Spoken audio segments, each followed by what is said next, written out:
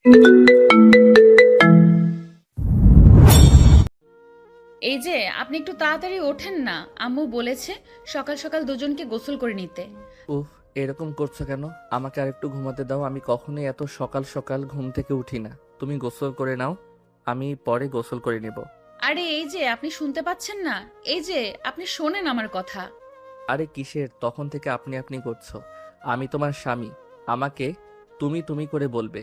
তাছাড়া আমার একটা নাম আছে, তুমি আমাকে আমার নাম ধরে ডাকতে পারো, সমস্যা নেই। আরে এটা আপনি কি বলছেন? আমি তো শাশুড়ি আম্মুকে বলেছিলাম আপনাকে নাম ধরে ডাকতে, কিন্তু শাশুড়ি আম্মু তো আমাকে বলল আমি যেন আপনাকে আপনি আপনি করে ডাকি। আচ্ছা ঠিক আছে, ওইসব কথা এখন বাদ দাও। তুমি আমাকে এইটা বলো যে তুমি আমাকে এত সকাল সকাল ঘুম থেকে কেন উঠালে? ওই যে সকালবেলা ঘুম থেকে উঠেই আমার ক্ষুধা লেগে গেছিল, তাই আমি কিচেনে গিয়েছিলাম কিছু খাবার খাওয়ার জন্য। আর তখনই আম্মু বলল আগে গোসল করে আসতে, তারপর রান্নাঘরে যেতে। আচ্ছা আপনি আমাকে একটা কথা বলেন তো, আমি তো আগে দুপুরে গোসল করতাম, এখন কেন আমাকে সকাল সকাল গোসল করতে হবে? আসলে বিয়ের পর সবাইকে সকাল সকাল গোসল করতে হয়। কিন্তু এখন তো অনেক শীত, শীতের মধ্যে আমি গোসল করব কিভাবে? এই শীতের মধ্যে যদি আমি গোসল করি তাহলে তো আমার ঠান্ডা লেগে যাবে। আচ্ছা ঠিক আছে, সমস্যা নেই। তুমি ওয়াশরুমে যাও, আমি তোমার জন্য গরম পানির ব্যবস্থা করে দিচ্ছি। আমাদের ট্যাপ দিয়ে গরম পানি বের হয়। ওমা তাই নাকি? কিন্তু আমি যখন আমাদের বাসায় গোসল করতাম তখন তো দুপুরবেলা গোসল করলেও চুলা থেকে পানি গরম করে নিয়ে তারপর গোসল করতাম। শীতকালে আমার গোসল করতে ভালো লাগে না। কিন্তু আমার বউরানীটা এখন থেকে আর সেসব কথা বললে চলবে না। এখন তোমার বিয়ে হয়ে গেছে, এখন থেকে প্রতিদিন তোমাকে সকালেই গোসল করতে হবে। কিন্তু আমার তো ঠান্ডার প্রবলেম আছে, একটু ঠান্ডা লাগলে আমি আবার নিঃশ্বাস নিতে পারি না, নাক বন্ধ হয়ে আসে। তখন কি হবে? উফ আল্লাহ, এ আমি কি ঝামেলায় পড়লাম সেটা তো বুঝতেই পারছি না। এখন আমি এই মেয়েকে বোঝাবো কি করে যে বিয়ের পর সকালবেলা গোসল করতে হয়? যদি এই মেয়ের সঙ্গে আমার সেরকম কিছুই হয়নি, এটুকু একটা বাচ্চার মেয়ে, তার সঙ্গে আমি আর কি বা করব? এমনিতেই যে মুখ পাতলা, সবকিছু সবার সঙ্গে বলে দেবে, তাই তো আমি আর রিস্ক নিতে চাইনি।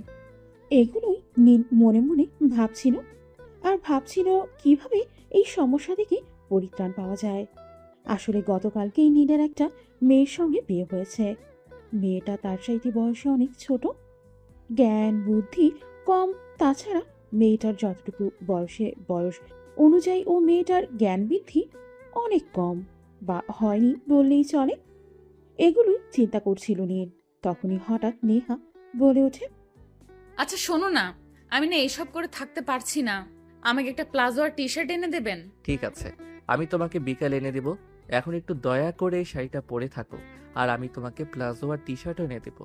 ঠিকই, কিন্তু সেগুলো রুমের ভিতরে পরতে হবে। সেগুলো পরে কিন্তু তুমি রুমের বাইরে যেতে পারবে না। আরে এসব আপনি কি বলছেন? তার মানে আমাকে সারাদিন এই রুমের মধ্যে বন্ধ হয়ে থাকতে হবে? কিন্তু আমি তো কখনো এইভাবে রুমের মধ্যে বন্ধ হয়ে থাকতে পারি না। আমার তো সবসময় উড়ে বেড়ানোর অভ্যাস, আমি সবসময় ঘুরে বেড়াতে ভালোবাসি। নেহা প্লিজ, তুমি আমার কথাটা শোনো আর বোঝার চেষ্টা করো। তখন তোমার বিয়ে হয়নি, আর এখন তোমার বিয়ে হয়ে গেছে। দুইটা সময়ের মধ্যে একটু তফাৎ আছে, সেটা তোমাকে বুঝতে হবে। আগে তুমি মেয়ে ছিলে, আর এখন তুমি আমার বিয়ে করা বউ।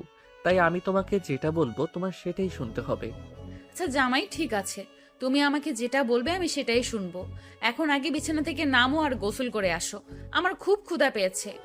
আমার খাবার খেতে হবে, আম্মু বলেছে দুজন একসঙ্গে খাবার টেবিলে যেতে, নয়তো হয়তো খাবার দিবে না। এই বলে নেহা কোনো কিছু ছাড়াই ওয়াশরুমে ঢুকে গেল। সে কাপড় চোপড় খুলে তারপর ফ্রেশ হতে শুরু করলো। তার ফ্রেশ হওয়া শেষ হলে সে বাথরুম থেকে কাপড় ছাড়াই বের হয়ে আসছিল। তখনই নীল বলল, আরে আরে, এটা তুমি কি করছো? তুমি কোনো কাপড় চোপড় ছাড়াই কেন ওয়াশরুম থেকে বের হয়ে আসছো? কেউ যদি এখন রুমে চলে আসে তারপর কি হবে ভাবতে পেরেছো? কেউ কেন আমাদের পার্সোনাল রুমে আসতে যাবে? তাছাড়া আমি তো আমার বাসায় সবসময় এরকমই করতাম, ওয়াশরুম থেকে কাপড় চোপড় ছাড়াই আমার রুমে চলে আসতাম, তারপর বিছানার উপর কাপড় চোপড় পরে নিতাম। আরে বাবা, ওটা তখন তোমার বাসা ছিল, আর এটা তোমার শ্বশুরের বাসা। এখানে ওইসব কিছু করা চলবে না। এখানে তোমাকে একটু ভদ্রভাবে, ভালোভাবে থাকতে হবে। আর একটা কথা তোমাকে আমি ভালো করে বলে দিচ্ছি, তুমি যদি এখানে এসব কিছু করো তাহলে কিন্তু আমি তোমাকে এখানে রাখবো না, তোমার বাবার বাসায় দিয়ে আসবো। না জামাই, তুমি এসব কথা বলো না, আমি তোমার সব কথা শুনবো। তুমি আমাকে যা করতে বলবা আমি তাই করব, কিন্তু তুমি আমাকে আমার বাবার বাসায় দিয়ে আসার কথা একদম বলবে না। আমি তোমাকে ছাড়া থাকতে পারবো না, আমার ঘুম আসবে না রাতে। আচ্ছা বাবা, ঠিক আছে। এখন ওয়াশরুমের ভিতরে যাও, তারপর জামা কাপড় পরে বাইরে আসো। নেহা তখন আর কোনো কথা না বলেই ওয়াশরুমের ভেতরে চলে গেল। আর এদিকে নীল আলমারি থেকে নেহার কাপড় চোপড়গুলো ওয়াশরুমে দিয়ে গেল। কিছুক্ষণ পর কাপড় চোপড় পরে নেহা বাইরে আসলো আর নীলকে বলল, আচ্ছা জামাই, দেখো তো আমাকে কেমন লাগছে। একদম সুন্দরী পুতুল বউয়ের মতো লাগছে না? হ্যাঁ, তোমাকে অনেক সুন্দর লাগছে। একদম পুতুল পুতুল লাগছে। মনে চাই তোমাকে শোকেজে সাজিয়ে রাখি। ওমা না জামাই, তুমি একদম ওটা করবে না। আমি তোমার বউ, আমি তোমার সঙ্গেই থাকবো, অন্য কোথাও যাব না। প্লিজ তুমি আমাকে দূরে ঠেলে দিও না। তোমাকে ছাড়া আমি থাকতে পারবো না। আরে বাবা, ঠিক আছে, আমি তোমাকে কোথাও যেতে দেব না। এখন চুলগুলো আঁচড়ে নাও, ততক্ষণে আমি ফ্রেশ হয়ে আসি। এই বলেই নীল ওয়াশরুমে ঢুকে গেল ফ্রেশ হওয়ার জন্য। আর এইদিকে নেহা ড্রেসিং টেবিলের সামনে বসে নিজের চুলগুলো আশ্রয় দিল। তো ভিউয়ার্স, চলুন নীল যতক্ষণে ফ্রেশ হয়ে আসে ততক্ষণে আপনাদের কাছে এই গল্পের নায়ক নায়িকার পরিচয়টা দিয়ে দেওয়া যাক। এতক্ষণ আপনারা যে দুজনের কথাবার্তা শুনলেন তারাই হলো আমাদের এই গল্পের নায়ক আর নায়িকা। আমাদের গল্পের নায়ক এই বছর অনার্স ফাইনাল ইয়ারই পড়াশোনা করছে। আর যে পিচ্ছি মেয়েটার কথা শুনতে পেলেন ও হলো আমাদের গল্পের নায়িকা। এই বছর সবেমাত্র ইন্টার প্রথম বর্ষের ছাত্রী। রাস্তায় কোনো একটা দুর্ঘটনা চক্রে তাদের দুজনের পরিচয় হয়। তখন থেকেই দুজনের কথা বলা আর তারপর ভালো লাগা থেকে ভালোবাসা তৈরি হওয়া আর ভালোবাসার পরিণতি দিতে গিয়ে বিয়ে। তো ভিউয়ার্স, চলুন কথা না বাড়িয়ে মূল গল্পে ফিরে আসি। এদিকে নীল ফ্রেশ হয়ে ওয়াশরুম থেকে বের হয়ে দেখতে পেল নেহা নিজের চুলগুলো চিরুনির সঙ্গে আটকে দিয়েছে, কোনোভাবেই ছুটাতে পারছে না। আরে নেহা, এটা তুমি কি করলে? এত বড় মেয়ে হয়েছো, এখনো তুমি নিজের চুলগুলোর জট ছাড়াতে পারো না? দেখো না, আমার চুলগুলো সব চিরুনির সঙ্গে আটকে গেছে। যেভাবে রাতে আমি তোমাকে জড়িয়ে ধরেছিলাম ঠিক সেভাবেই আমার চুলগুলো চিরুনিটাকে জড়িয়ে ধরেছে, আর ছাড়ছেই না। হ্যাঁ, একদম ঠিক কথাই বলেছো। তোমার চুলগুলো একদম তোমার মতো। তুমি যেমন রাতের বেলা আমাকে এতটাই শক্ত করে জড়িয়ে ধরো যে আমার নিঃশ্বাস নিতে কষ্ট হয়, ঠিক তেমনি তোমার চুলগুলোও চিরুনিটাকে সেভাবেই জড়িয়ে ধরেছে। যাই হোক, এখন আমার কাছে আসো, আমি তোমার চুলগুলো আঁচড়ে দেই। নেহা তখন আর কোনো কথা না বলে নীলের সামনে এসে দাঁড়ালো। আর তারপর নীল নেহার চুলগুলো সুন্দর করে আশ্রয় দিল। নেহা চুলগুলো দেখতে অসম্ভব সুন্দর, একদম সিল্কি সফট আর অনেকটাই লম্বা। নেহা যখন তার বাবার বাসায় থাকতো তখন তার ওই সব কাজগুলো তার আম্মু করে দিত। এখন তার এখানে তো আর আম্মু নেই, তাই তার মোটামুটি অনেক কাজ নীলকেই করে দিতে হয়। নেহা মেয়েটা কিন্তু এমনিতে দেখতে মাশাআল্লাহ অনেক সুন্দরী, যে কোনো ছেলে দেখলেই প্রেমে পড়ে যাবে। কিন্তু সমস্যা হলো তার বাচ্চা শুরু আচরণগুলো। বাচ্চামি যেন তাকে ছাড়তেই চায় না, সবসময় বাচ্চাদের মতো থাকে। যাই হোক, এদিকে নীল নেহার চুলগুলো আস্তে দিল আর তারপর তাকে নিয়ে খাবার টেবিলে চলে গেল। ততক্ষণে সবাই খাবার টেবিলে চলে এসেছে। সবাই একসঙ্গে বসে সকালের নাস্তাটা সেরে নিল। আর তখন নীলের আম্মু নেহাকে বলল, নেহা, তোমার আম্মু ফোন করেছিল। তোমার আম্মু বলল একবার ওই বাসা থেকে ঘুরে আসতে। আম্মু, তুমি আমার ওই আম্মুকে বলে দাও আমি আর ওই বাসায় যাব না। ওই বাসায় তো আমার আর জামাই নেই, এই বাসায় আমার জামাই আছে। আমি আমার জামাইয়ের কাছেই থাকবো। আমি আমার জামাইকে ছাড়া থাকতে পারবো না, আমার একটুও ভালো লাগে না। নেহার এমন কথা শুনেই ডাইনিং টেবিলে বসে সবাই লজ্জায় পড়ে গেল। আসলে কি বলবে কেউ কিছু ভেবে পাচ্ছে না। এত বড় একটা মেয়ে হয়েছে কিন্তু এখনো বাচ্চাদের মতো আচরণ আর অগোছালো কথাবার্তা। নীল ততক্ষণে পরিবেশটা শান্ত করার জন্য নেহাকে বলল, নেহা, আচ্ছা ঠিক আছে, সমস্যা নেই, আমিও তোমার সঙ্গে যাব। তোমাকে একা একা কোথাও যেতে হবে না। এখন থেকে তুমি যেখানে যাবে সেখানে আমি তোমাকে নিয়ে যাব। ঠিক আছে জামাই, তাহলে আমি রাজি আছি। তুমি আমাকে যেখানে নিয়ে যাবে আমি তোমার সঙ্গে সেখানেই যাব, কিন্তু আমি তোমাকে ছাড়া কোথাও যাব না। বলতে বলতে সবাই মিলে নাস্তা শেষ করে নিজেদের রুমে চলে গেল। নেহা রুমে গিয়ে নীলকে জড়িয়ে ধরে বলতে লাগলো, আচ্ছা জামাই, আমার সবগুলো পুতুল তো ওই বাসায় রেখে এসেছি। তুমি আমাকে কিছু পুতুল এনে দেবে, আমি খেলবো। আমার না সারাদিন একা একা ভালো লাগে না। আমি ওই বাসায় সবসময় পুতুল নিয়ে খেলা করতাম। আচ্ছা ঠিক আছে, সমস্যা নেই, আমি আজ বিকালেই তোমাকে নিয়ে বাইরে যাব। আর সেখান থেকে ফিরে আসার সময় তোমার জন্য তোমার পছন্দ মতো অনেকগুলো পুতুল কিনে আনবো। ঠিক আছে জামাই, থ্যাংক ইউ সো মাচ, সত্যি তুমি অনেক ভালো। হ্যাঁ। এই বলে নেহা নীলের গালে একটা পাপ্পি দিয়ে দিল। নীল তো একদম অবাক। যাই হোক, এভাবে দেখতে দেখতে দুপুর ঘনিয়ে বিকেল হয়ে এলো। আর তখনই নীল নেহাকে রেডি হতে বলল। নেহা, আমরা এখনই বাইরে ঘুরতে যাব। তুমি একটু তাড়াতাড়ি করে রেডি হয়ে নাও, আমি এক্ষুনি রেডি হয়ে আসছি। ঠিক আছে জামাই, আমি এক্ষুনি রেডি হয়ে নিচ্ছি, কিন্তু আমি কি পরে যাব? আমি তো শাড়ি পরে খুব একটা হাঁটতে পারি না। আজকের দিনটা একটু কষ্ট করে চালিয়ে দাও। তোমাকে তো বললাম আমি আজ তোমাকে নিয়ে অনেক কেনাকাটা করব। তোমার জামা কাপড়, পুতুল আর যা প্রয়োজন হয় সবকিছুই আমি তোমাকে কিনে দেব। ঠিক আছে জামাই, তুমি তো আমার সঙ্গে যাচ্ছ, তাহলে আর কোনো সমস্যা হবে না। তুমি তো আমার সব সমস্যার সমাধান করে দাও, তাহলে আর আমার চিন্তা কিসের? এরপরে নীল আর নেহা দুজনে রেডি হয়ে নিল। তারা যখন রেডি হয়ে নিচে নামলো, তখনই নীলের আম্মু তাদের জিজ্ঞাসা করে। কি ব্যাপার নীল, তোরা কি কোথাও যাচ্ছিস নাকি? হ্যাঁ আম্মু, আসলে নেহার কিছু প্রয়োজনীয় জিনিসপত্র লাগবে, সেগুলোই কিনতে যাচ্ছি। তোমাকে বলতে মনে ছিল না, তাই বলা হয়নি। একটা কাজ করো, আমাদের জন্য রান্না করো না, আমরা বাইরে থেকে খেয়ে আসবো। আর তোমার কিছু প্রয়োজন হলে আমাকে মেসেজে বলে দিও, আমি নিয়ে আসবো। আমাদের কিছু লাগবে না, নেহার যা যা লাগবে সব কিছু কিনে দিও। আর হ্যাঁ, কাল থেকে কিন্তু তুই আর নেহা দুজনেই কলেজে যাবি। ঠিক আছে, কোনো সমস্যা নেই আম্মু। আর একটা কথা, তুমি একটু আব্বুকে ফোন দিয়ে বলে দাও আমার অ্যাকাউন্টে যে টাকা আছে সেগুলো দিয়ে সব কিছু কেনাকাটা হবে না। আব্বুকে বলো আমার অ্যাকাউন্টে কিছু টাকা ট্রান্সফার করে দিতে। তোর আব্বুকে বলতে হবে না, আমার কাছে এই 20,000-এর মতো টাকা আছে, এগুলো নিয়ে যা। এই বলে নীলের আম্মু আলমারি থেকে টাকাটা বের করে নীলের হাতে তুলে দিলেন। আর তারপর নীল নেহাকে নিয়ে বেরিয়ে পড়ল। বিকেলের দিকে তারা একটু ঘোরাঘুরি করলো। আর তারপরেই তারা শপিং মলে চলে আসলো। সেখান থেকে নেহার জন্য অনেক কিছু কেনাকাটা করলো। জামা কাপড়, পুতুল আরো প্রয়োজনীয় অনেক কিছু। তারপর দুজনেই ডিনার করে রাত 11টার দিকে বাসায় ফিরে আসলো। বাসায় আসতেই নীলের আম্মু দরজা খুলে দিল। নেহা নীলের আম্মুকে দেখে বলতে লাগলো। আম্মু, আমার জামাইটা খুব ভালো, আমাকে অনেক কিছু কিনে দিয়েছে। এই যে দেখো, আমি যা বলেছি তাই কিনে দিয়েছে। সত্যি আমার জামাইটা অনেক ভালো, আমার জামাইয়ের মতো মানুষ হয় না। হ্যাঁ সত্যি, আমার জামাইটা অনেক ভালো। তোমার জামাইটাকে দেখে রেখো, যেন অন্য কেউ ছিনিয়ে নিয়ে না যায়। তুমি কোনো চিন্তা করো না আম্মু, কোনো রাক্ষসী যদি আমার জামাইকে নিতে আসে তাহলে আমি ওই রাক্ষসীটাকে একদম খুন করে ফেলবো। কার এত বড় সাহস যে আমার জামাইকে নিতে আসবে? তাকে কি আমি জীবন নিয়ে ফিরে যেতে দেবো নাকি? এত ভালো একটা জামাই পেয়েছি, আমি তাকে কি হারিয়ে ফেলবো নাকি?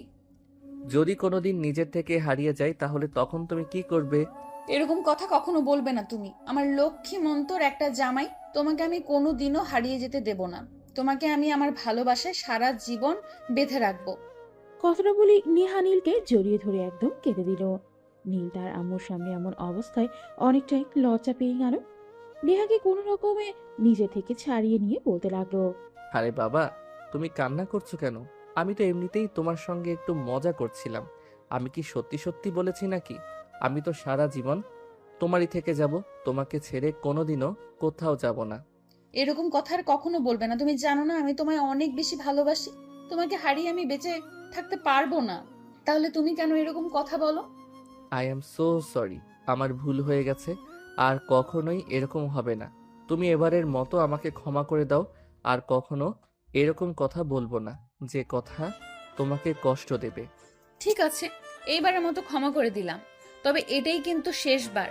এরপর কিন্তু আর কখনোই তুমি মাফ চাইতে আসবে না। আমি তোমাকে কখনোই মাফ করবো না এরকম করলে। অতঃপর নীল নেহাকে নিয়ে রুমে চলে গেল। আর তারপর ফ্রেশ হয়ে দুজনে ঘুমিয়ে পড়ল। পরদিন সকালবেলা নেহা ঘুমাচ্ছে, আর এদিকে তার কলেজে যাওয়ার সময় হয়ে গেছে। তাই নীল তাকে ডাকতেছে। এই নেহা, নেহা, কি হলো? তুমি এখনো ঘুম থেকে উঠছো না কেন? তোমার তো কলেজে যাওয়ার সময় হয়ে গেছে। আমি তোমাকে তোমার কলেজে নামিয়ে দিয়ে তারপর ভার্সিটিতে যাব। তাড়াতাড়ি ঘুম থেকে উঠো। জামাই, আমি কলেজে যাব না, এখন আর পড়াশোনা করতে ভালো লাগে না। তাছাড়া এখন তো আমার বিয়ে হয়ে গেছে, এখন আর পড়াশোনা করে কি করব? আমি পড়াশোনা করব না। এরকম বললে কিন্তু হবে না। তুমি না আমায় ভালোবাসো, তাহলে আমার সব কথা শুনতে হবে তোমাকে। আমি যেটা বলবো সেটাই করতে হবে, তা না হলে কিন্তু আমি তোমায় ভালোবাসবো না, এই তোমায় বলে দিলাম। জামাই, তুমি সবসময় আমার সঙ্গে এরকম কেন করো? তুমি সবসময় শুধু আমাকে ভয় দেখাতেই থাকো। আমি তো তোমায় খুব বেশি ভালোবাসি। তোমাকে ছাড়া আমি থাকতেই পারবো না। ঠিক আছে, আমায় ভয় দেখিও না। আমি এক্ষুনি রেডি হয়ে আসছি। এই কথা বলেই নেহা বিছানা থেকে নেমে ওয়াশরুমে চলে গেল। তারপর ফ্রেশ হয়ে এসে কলেজের ড্রেস পরে নিল। কলেজের ড্রেস পরে মেয়েটাকে সত্যিই একদম পিচ্ছি পিচ্ছি লাগে। তার আচরণের সাথে একদম মিলে যায়। যাই হোক, মাশাআল্লাহ, নেহাকে দেখতে ভালোই লাগে। রেডি হয়ে তারপর নিচে এসে নাস্তা করে নিল। নেহা, তোমার যদি কলেজ ছুটি হয়ে যায় তাহলে কিন্তু তুমি ক্যাম্পাসে অপেক্ষা করবে। নীল যতক্ষণ তোমাকে নিতে না আসবে ততক্ষণ কিন্তু ক্যাম্পাস থেকে তুমি একদম বের হবে না। কথাটা মনে থাকবে তো? হ্যাঁ আম্মু, আমার একদম সব কিছু মনে থাকবে। আমার জামাই যতক্ষণ আমাকে নিতে না আসবে ততক্ষণ আমি ক্যাম্পাস থেকে এক পাও বের হব না। এই তোমায় ছুঁয়ে কথা দিলাম। আর নীল, তোকে বলছি, তুই তো নেহার সম্পর্কে সব কিছু ভালো করেই জানিস। তাই ভার্সিটি ছুটি হওয়ার সঙ্গে সঙ্গেই তুই নেহার কলেজ চলে আসবি। রাস্তায় কিন্তু 1 মিনিটও দেরি করবি না। যদি উল্টাপাল্টা কিছু করিস তাহলে কিন্তু তোর খবর আছে, এটা আমি তোকে বলে দিলাম। আম্মু, তুমি কোনো চিন্তা করো না। আমি ঠিকভাবে নেহাকে বাসা পর্যন্ত নিয়ে আসব। তোমাকে কোনো চিন্তা করতে হবে না। নেহা, এইবার চলে যাওয়া যাক, তা না হলে আবার দেরি হয়ে যাবে। এই বলে নীল আর নেহা দুজনেই বাসা থেকে বের হলো। গাড়িতে উঠতে যাবে তখনই পেছন থেকে নেহা বলল, আমার জামাই গাড়িতে করে যাবে না। তুমি না অনেক সুন্দর বাইক চালাতে পারো। তোমার সঙ্গে বাইকে করে যাব। তুমি বাইক চালাবে আর আমি পেছন থেকে তোমাকে জড়িয়ে ধরে বসে থাকবো। বাংলা সিনেমায় দেখেছিলাম। আহ, কি যে শান্তি। প্লিজ তুমি বাইকে নিয়ে চলো। কিন্তু তোমার তো আবার গাড়িতে উঠলে ঘুমিয়ে পড়ার অভ্যাস আছে। তুমি যদি আমার বাইকের পিছনে বসে ঘুমিয়ে পড়ো তখন কি হবে? তুমি তো রাস্তায় পড়ে যাবে। তখন আমি আমার বউটাকে তো হারিয়ে ফেলবো। না জামাই, আমি রাস্তায় একদম ঘুমাবো না। এই যে তোমায় আমি প্রমিস করলাম আমি একদম সজাগ থাকবো আর তোমায় জড়িয়ে ধরে ভালোবাসার স্বাদ নেব। প্লিজ জামাই, চলো বাইকে যাই। আচ্ছা ঠিক আছে, কিন্তু একদম ঘুমানো চলবে না, তাহলে কিন্তু আমি তোমাকে মাইর দিব। এই বলে নেহাকে বাইরে দাঁড় করিয়ে রেখেই নীল রুম থেকে বাইকের চাবি নিয়ে আসে। আর তারপর বাইক বের করে নেহাকে নিয়ে নেহার কলেজের উদ্দেশ্যে রওনা দিল। প্রায় 15 মিনিটের মতো লাগলো নেহার কলেজের সামনে এসে পৌঁছাতে। নীল কলেজের সামনে এসে নেহাকে বলল, এবার গাড়ি থেকে নামো, আমি তোমার কলেজের সামনে চলে এসেছি। আর এই নাও, এটা তোমার টিফিন খরচ। টিফিনের সময় কিছু কিনে খেয়ে নিও। ঠিক আছে জামাই, আসি তাহলে। কলেজ গেটের সামনে কিছু ছাত্রছাত্রী দাঁড়িয়েছিল। তাদের সামনে নেহা নীলকে কিস করে বসলো। নীল অনেকটাই লজ্জায় পড়ে গেল, কারণ ওই ছাত্রছাত্রীগুলো নীলের দিকে হতবাক হয়ে তাকিয়েছিল। নীল তখন কোনো কথা না বলে চুপচাপ গাড়িটা ঘুরিয়ে সেখান থেকে চলে গেল, কারণ এখানে বেশিক্ষণ থাকলে তারপর নেহা কি করে বসবে তার কোনো ঠিক নেই। এদিকে নীল ভার্সিটিতে এসে পৌঁছালে তখনই তার বান্ধবী রিয়া এসে তাকে বলল, কি ব্যাপার দোস্ত? শুনলাম বিয়ে করেছিস, তো আমাদের মিষ্টি খাওয়ালি না কেন? ধুর, আর বলিস না। কেন যে নিজে নিজে নিজের কপালে কুড়োল মারতে গেলাম আল্লাহই ভালো জানে। মেয়েটাকে ফ্যামিলির পছন্দ মতো বিয়ে তো করে নিলাম। মেয়ে তো একদম বোকার রাজ্যে বসবাস করে। আরে দোস্ত, কি যে বলিস! তোর বউ আবার বোকার রাজ্যে বসবাস করে? এটা হতে পারে নাকি? ঘটনাটা কি হয়েছে খুলে বল তো শুনি। মেয়েটা ইন্টারে পরে থেকে কিন্তু বাচ্চাদের মতো আচরণ করে, সব সময় শুধু বাচ্চামি করে, কোনো কিছুই বোঝে না। এত বড় মেয়ে হয়েছে, এখনো নাকি তার পুতুল নিয়ে খেলার শখ। তাই কালকে কতগুলো পুতুল কিনে দিয়েছি। দোস্ত, আসলেই তোর কপালটা বলতে হয়। ভার্সিটির কত মেয়েরা তোর পিছনে লাইন মারতো, তুই তাদেরকে পাত্তাও দিস না। এরকম একটা পিচ্চি মেয়েকে বিয়ে করতে গেলে যে কিনা ইন্টারে পড়া অবস্থায় পুতুল নিয়ে খেলতে চাই। দোস্ত, তোর কপালটা একদম ফাটা কপাল বলতে হয়। হ্যাঁ রে, একদমই তাই। এখন চল ক্লাসে যাওয়া যাক। অনেক দিন তো ক্লাসে আসা হয় না। আর তুই নোটগুলো আমায় একটু দিয়ে দিস তো। আচ্ছা ঠিক আছে, সমস্যা নেই, আমি সবগুলো নোট তোকে দিয়ে দিব। এখন বল আমাদের ট্রিট কবে দিবি? আমি আছি আমার জ্বালায় আর তোরা আছিস তোদের ট্রিট নিয়ে। ঠিক আছে, সমস্যা নেই, তোদের ট্রিট দিব, কিন্তু আমার বউটাকে আমি কিভাবে একটু বুদ্ধিমান বানিয়ে তুলতে পারি সেই ব্যবস্থাটা যদি দিস তোরা তাহলেই। এটা কোন ধরনের কথা দোস্ত? আমি তো সেটাই বুঝতে পারছি না। বিয়ে করলি তুই তোর ফ্যামিলির পছন্দের, আর এখন কি না আমাদের এসব কথা বলছিস? বিয়ের আগে তো একবারও তোর বউয়ের সঙ্গে আমাদেরকে দেখাও করালি না। তখন তো একদম নাচতে নাচতে বিয়ে করতে চলে গেছিস, আর এখন এগুলো কেন বলছিস? দোস্ত, আমি জানি না এই মেয়ে কখন আমার মান ইজ্জতের 12টা বাজিয়ে যায়।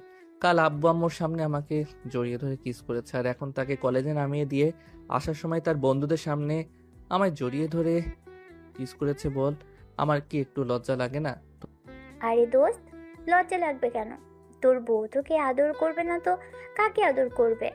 একটা মাত্র জামাই পেয়েছে, তাও আবার তোর মতো হ্যান্ডসাম গুড লুকিং। তাহলে কি তাকে আদর না করে থাকা যায় নাকি? আমি হলে তো সারাদিন ঘরে দরজা বন্ধ করে আদর করতাম। তুইও ঠিক ওই রকমই, ওইটার মতোই পাগল। আচ্ছা ঠিক আছে, এখন চল ক্লাসে যাওয়া যাক। এখন ফালতু কথা বলে সময় নষ্ট করতে আমার একদম ইচ্ছে করছে না। এই কথা বলেই নীল রিয়াকে নিয়ে ক্লাসরুমে চলে আসলো। আর তারপর ক্লাস শুরু হলো। ভার্সিটি ছুটি হলো। বিকেল 3টায় নীল তাড়াতাড়ি করে কলেজ ক্যাম্পাস থেকে বের হতে যাবে, তখনই পেছন থেকে রিয়া বলল, আরে দোস্ত, এত তাড়াতাড়ি করে কোথায় যাচ্ছিস? আমি তো ভেবেছিলাম তোকে নিয়ে আজ একটু লং ড্রাইভে যাব। অনেক দিন কোথাও ঘুরতে যাওয়া হয় না, চল না একটু ঘুরে আসি। আই এম সরি রে দোস্ত, এখন আর আমাকে দিয়ে সেটা হবে না, কারণ তুই তো জানিস আমার বউয়ের সম্পর্কে। আমি যদি সময় মতো ওর কলেজের সামনে গিয়ে না পৌঁছাই, তখন সে কলেজ থেকে বের হয়ে কোথায় চলে যাবে তার কোনো ঠিক ঠিকানা নেই। তারপর আমি কোথায় এই পাগল মার্কা মেয়েকে খুঁজে বেড়াবো? ওহ, এই ব্যাপার। আচ্ছা ঠিক আছে দোস্ত, সমস্যা নেই। তাহলে তুই চলে যা। আর আগামীকাল তো শুক্রবার, কাল বিকেলে একবার তোদের বাড়িতে আসবো। ঠিক আছে, সমস্যা নেই, চলে আসিস তাহলে। আমি এখন আসি রে। এই বলে নীল বাইকে স্টার্ট দিয়ে নিহার কলেজের সামনে চলে আসলো। নিহার কলেজ এখনো ছুটি হয়নি, তাই নীল গেটের সামনে দাঁড়িয়ে অপেক্ষা করছে কলেজ ছুটি হলে 3:30টার দিকে। নেহা কলেজ থেকে বের হয়ে এই চারপাশে নীলকে খুঁজতে লাগলো। নীল একটু আড়ালে দাঁড়িয়েছিল নেহা কি করে সেটা দেখতে। নেহা তখনই গেটের সামনে দাঁড়িয়ে কান্না করতে শুরু করে দিল। আমার জামাই কই? আমার জামাই বুঝি আমাকে না পেয়ে চলে গেছে? হায় আল্লাহ, এখন আমি আমার জামাইকে কোথায় পাবো? আর বাড়িতেই কি করে যাব? ও জামাই, জামাই কোথায় তুমি? নেহার এমন কাণ্ড দেখে উপস্থিত সবাই হাসবে না কাঁদবে কিছুই বুঝতে পারছে না। তখনই কলেজের গার্ড এসে নেহাকে বলল, কি ব্যাপার নেহা মামনি, কি হয়েছে? তুমি এভাবে কান্না করছো কেন? আঙ্কেল, সকালবেলা আমার জামাই আমাকে দিয়ে গেছে, আর জামাই বলে গেছিল ছুটির সময় সে আমাকে নিয়ে যাবে, কিন্তু এখনো তো আমি কোথাও আমার জামাইকে দেখতে পাচ্ছি না। আমার জামাইটা বুঝি আমার কলেজ ছুটি হতে দেরি হয়েছে সেজন্য আমাকে রেখেই চলে গেছে। এখন বলেন না আমি আমার জামাইকে কোথায় পাবো? আরে নেহা মামনি, এর জন্য এভাবে কান্না করতে হয় নাকি? সে হয়তো এখনো আসেনি। তুমি এখানে দাঁড়িয়ে একটু অপেক্ষা করো, আমি তো আসি এখানে। তাহলে তোমার চিন্তা কিসের? তোমার জামাই এসে পড়বে। কিন্তু নেহা কান্না করেই চলেছে, তার কান্না যেন থামতে চাইছে না। এটা দেখে নীল হাসবে না কাঁদবে কিছুই বুঝতে পারছে না। তখনই সে আড়াল থেকে নেহার সামনে এসে দাঁড়ালো আর বলল, কি ব্যাপার নেহা, কি হয়েছে? তুমি এভাবে কান্না করছো কেন? আমি তো এখানেই দাঁড়িয়েছিলাম, আমি শুধু দেখছিলাম তুমি আমাকে না পেলে কি করো। তাই বলে এভাবে কান্না করতে হবে নাকি?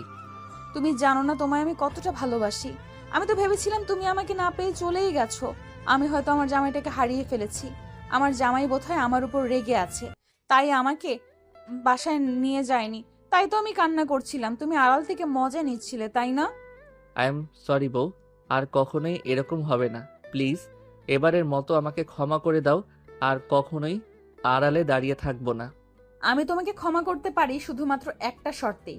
তুমি এখানে সবার সামনে দাঁড়িয়ে কান ধরে উদ্বস করবে আর আমাকে সরি বলবে, তারপর আমি তোমাকে ক্ষমা করব। আর তা না হলে আমি তোমার সঙ্গে কোনো কথাই বলবো না। হাই আল্লাহ, এটা তুমি কি করে বলছো? এখানে সারা কলেজের ছাত্র ছাত্রীরা আছে, তাদের সামনে তুমি তোমার জামাইকে কান ধরে উঠবস করাবে? তাহলে তারা কি মনে করবে সেটা একবার চিন্তা করেছো? আমি কোনো কিছু জানি না আর জানতেও চাই না।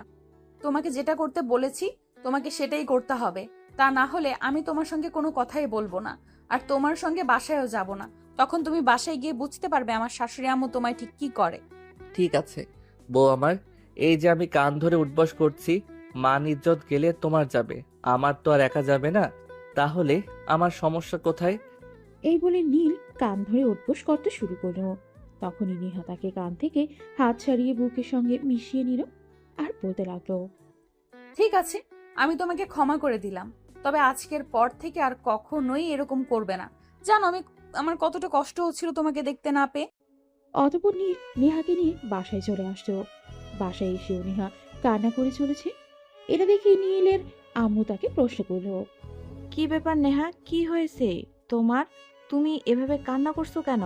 সকালবেলা যখন বাসা থেকে বের হয়ে গেলে তখন তো তুমি অনেক হাসি খুশি ছিলে। এখন তোমার কি হয়েছে বলো তো আমাকে শুনি। আমার জামাই শুধু আমাকে ভয় দেখায় কেন বলেন তো? আমি তো তাকে অনেক ভালোবাসি, তাহলে সে আমাকে ভয় দেখায় কেন? কথাটা শোনা মাত্রই নীলের আম্মু নীলের দিকে অগ্নি দৃষ্টি নিয়ে তাকালো আর তারপর তাকে বলল, এটা তোকে কতবার বলেছি মেয়েটার সঙ্গে উল্টাপাল্টা কিছু করবি না, কিন্তু তুই তো আমার কোনো কথাই শুনিস না। দেখা যাচ্ছে আজ তোর বাবা আসুক বাড়িতে আর তোর একদিন কি আমার একদিন। তোকে কতবার বলেছি তুই এরকম করবি না, কিন্তু তুই তো আমার কোনো কথাই শুনিস না।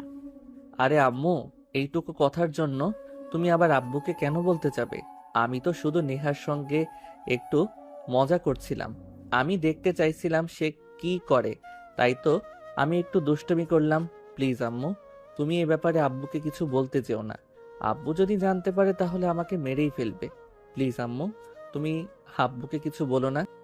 এটা শুনে নেহা তার শাশুড়ি আম্মুকে উদ্দেশ্য করে বলতে লাগলো, আম্মু, তুমি আব্বুকে কিছু বলো না।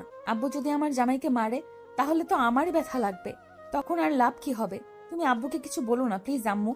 ঠিক আছে, সমস্যা নেই, আমি তোমার আব্বুকে কিছুই বলবো না। এবার তো তুমি খুশি? এখন যাও ফ্রেশ হয়ে এসো, আমি তোমাদের জন্য খাবার তৈরি করছি। অতঃপর নীল আর নেহা দুজনেই ওপরের রুমে চলে গেল। আর তারপর ফ্রেশ হয়ে নিচে এসে খাবার খেয়ে তারপর রুমে গেল বিশ্রাম করার জন্য। নীল বিছানায় শুয়ে আছে। নেহা তখন নীলের পাশে এসে শুয়ে পড়ল আর বলল, জামাই, তোমাকে একটা কথা বলার আছে। আসলে কথাটা আমার বান্ধবী বলেছে, বলো তুমি যখন একা থাকবে তখন তোমাকে কথাটা বলতে। ও তাই নাকি? আচ্ছা ঠিক আছে, তাহলে বলো, আমি শুনছি। কি কথা বলেছে তোমার বান্ধবী তোমাকে? আসলে জামাই, আমার বান্ধবী বলেছে বিয়ের পর নাকি মেয়েদের পেট থেকে বাবু বের হয়। আমার পেট থেকে কবে বাবু বের হবে? নেহার এই কথা শুনে নীল হাসবে না কাঁদবে কিছুই বুঝতে পারছে না। এই মেয়েটার মাথায় সমস্যা নাকি তার বান্ধবীদের? নীল তখন পরিস্থিতি শান্ত করার জন্য নেহাকে বলল, আসলে নেহা, তুমি তো এখনো অনেক ছোট, তাই এখনই তোমার পেটে বাবু আসবে না। আগে তুমি পরিপূর্ণ বড় হও, তারপর তোমার পেটে বাবু আসবে। আরে তুমি আমাকে এইভাবে কেন বলছো? আমার ক্লাসের কয়েকটা বান্ধবীর বিয়ে হয়েছে, তাদের বাবু হয়েছে, তাই আমার বাবু লাগবে। প্লিজ আমাকে বাবু এনে দাও। তার মানে তুমি আমার কথা শুনবে না, তাই না? তাহলে কিন্তু আমি তোমাকে আমার সঙ্গে থাকতে দেব না। আমি তোমাকে তোমার আম্মুর বাসায় দিয়ে চলে আসব, এই বলে দিলাম তোমাকে। না প্লিজ, তুমি আমার সঙ্গে এরকমটা করো না। আমাকে আমার আম্মুর বাসায় দিয়ে এসো না। আমি তোমাকে ছাড়া থাকতে পারবো না। ঠিক আছে, তোমাকে আর আমি এই কথা বলবো না। এই যে কান ধরে বললাম, আর কখনো আমি বাবুর কথা বলবো না, কিন্তু তোমাকে ছাড়াও আমি থাকতে পারবো না। ঠিক আছে, তাহলে এখন একটু ঘুমিয়ে পড়ো। সন্ধ্যার দিকে ঘুম থেকে উঠে তারপর পড়তে বসবে। আমি তোমাকে তোমার পড়া বুঝিয়ে দেব। প্লিজ তুমি আমাকে আমার পড়া বুঝিয়ে দিবে, তাহলে তো আমি অনেক খুশি। ঠিক আছে, আমি এক্ষুনি ঘুমিয়ে পড়ছি। এই কথা বলেই নেহা তখনই নীলকে জড়িয়ে ধরে ঘুমিয়ে পড়ল। সন্ধ্যাবেলা ঘুম থেকে উঠে নেহা নীলকে বলল, ও জামাই, জামাই, আমার না খুব চা খেতে ইচ্ছে করছে। তুমি আমাকে এক কাপ চা বানিয়ে দেবে? আমার তোমার হাতের চা খাওয়ার অনেক ইচ্ছে হয়েছে। কিন্তু আমি তো চা বানাতে পারি না। আচ্ছা ঠিক আছে, সমস্যা নেই, তুমি হাত মুখ ধুয়ে আসো, আমি তোমার জন্য চা বানিয়ে নিয়ে আসছি। তবে সেটা খেতে পারবে কিনা সেটা আমি কিন্তু বলতে পারছি না। তুমি যদি আমার জন্য খাওয়ার অযোগ্য কিছু নিয়ে আসো তাহলে আমি সেটা খেয়ে নিতে পারবো, কোনো সমস্যা হবে না। তুমি শুধু নিয়ে আসো, আমি তোমার হাতের কিছু খেতে চাই প্লিজ।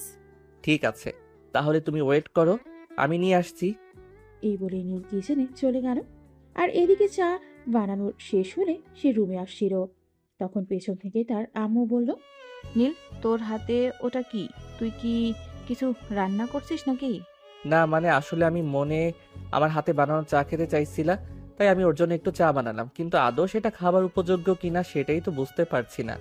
যে ছেলেটা কোনো দিন নিজের হাতে ট্যাবলেট দিয়ে ভাত পর্যন্ত খায় না সে কিনা আজ বউয়ের জন্য চা বানিয়েছে। সত্যি বলতে হয়, বিয়ের পর ছেলেরা সত্যি বদলে যায়। আচ্ছা ঠিক আছে, যা।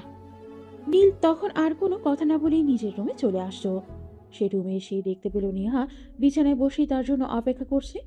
সে আসা মাত্রই নেহা বিছানা থেকে নেমে থাকে, বলতে লাগলো, এত তাড়াতাড়ি তুমি নিয়ে আসলে? আমি তো ভেবেছিলাম অনেকক্ষণ সময় লাগবে। যাই হোক, তাড়াতাড়ি দাও, আমার আবার পছন্দের জিনিস তাড়াতাড়ি খেতে ইচ্ছে করে। এই নাও, খেয়ে বলো কেমন হয়েছে। ওয়াও, অসাধারণ, সুপার। সত্যি তোমার হাতের চা অনেক মজা হয়েছে। আজ থেকে তুমি প্রতিদিন আমাকে বিকেলবেলা চা বানিয়ে খাওয়াবে।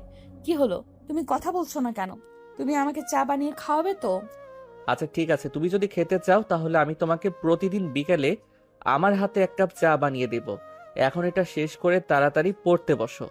অতঃপর পড়া শেষ হলে সবাই মিলে রাতের খাবার খেতে ডাইনিং টেবিলে গেল। তখনই নীলের আম্মু নেহাকে বলল, নেহা আম্মু, তোমার জামাইয়ের হাতে চা কেমন হয়েছিল? অসাধারণ, একদম সুপার। আমার কাছে খুব ভালো লেগেছে। ও তাই? আসলে নিজের জামাই বানিয়েছে বলে কথা, খারাপ হলেও তো আর খারাপ বলা যাবে না, তাই না? আরে না আম্মু, তুমি যে কি বলো না, অনেক ভালো হয়েছে। আমি ভালো হয়েছে বলেই তো ভালো বলছি। এরপর নীলের আম্মু আর কোনো কথা বলল না, কারণ তিনি খুব ভালো করেই জানেন এখন যদি নেহা কোনো একটা কথা রাখলেও পায় তাহলে খাবার টেবিলে এসে সংসদ বসিয়ে দেবে, আর সেখানেই যত রাজ্যের যত কীর্তিকলাপ সব শুরু করে দেবে। তাই কথা না বাড়িয়ে খাবারটা শেষ করাটাই উত্তম। খাওয়া দাওয়া শেষ হলে সবাই নিজেদের রুমে চলে গেল। নেহা রুমে এসে নীলকে বলতে লাগলো, আচ্ছা জামাই, তুমি যে বলেছিলে আমাকে আম্মুর বাসায় নিয়ে যাবে, কবে নিয়ে যাবে? তুমি চাইলে কালকে কলেজ ছুটির পর আমি তোমাকে নিয়ে যেতে পারি। আচ্ছা ঠিক আছে, তাহলে তাই চলো। আসলে ওই বাড়িতে আমার একটা বিড়াল আছে, বিড়ালটাকে ছাড়া আমার আবার ভালো লাগে না। তাই ভাবছি ওই বাড়িতে গিয়ে আমি আমার বিড়ালটাকে নিয়ে আসবো। ঠিক আছে, তাহলে কাল সকালে একেবারে রেডি হয়ে তারপর কলেজে যেও। তাহলে কাল ওখান থেকেই তোমাকে ওই বাড়িতে নিয়ে যাব। এখন ঘুমিয়ে পড়ো দেখি, রাত 11টা বেজে গেছে। তা না হলে আবার সকালবেলা ঘুম থেকে উঠতে পারবে না। ঠিক আছে, ঘুমাবো, কিন্তু তার আগে আমায় একটু আদর করে দাও, তাহলেই ঘুমিয়ে পড়বো। আচ্ছা ঠিক আছে, তুমি আমার বুকের উপর এসে শুয়ে পড়ো, আমি তোমার মাথায় হাত বুলিয়ে দিচ্ছি, তারপরে তুমি ঘুমিয়ে পড়ো। আমি কি এটার কথা বলেছি? আমার বান্ধবীরা বলেছে যাদের বিয়ে হয় প্রতিদিন রাতে নাকি তাদের জামাই তাদের আদর করে ঘুম পাড়িয়ে দেয়। আমি ওইভাবে আদর করে ঘুম পাড়িয়ে দেওয়ার কথাই বলেছি। হ্যাঁ, আমিও তো তোমাকে সেটাই বলছি, তুমি আমার বুকের উপর এসে ঘুমিয়ে পড়ো। ফুর বোকা জামাই আমার, কিচ্ছু বোঝে না। তোমাকে কি আমি এই কথা বলেছি? ওরা নাকি কি সব করে, আমি ওসব করতে চাই। প্লিজ আমাকে ওইভাবে আদর করে ঘুম পাড়িয়ে দাও। আচ্ছা দেখো, আমি তো তোমায় ভালোবাসি, আমি কি তোমায় মিথ্যা কথা বলতে পারি?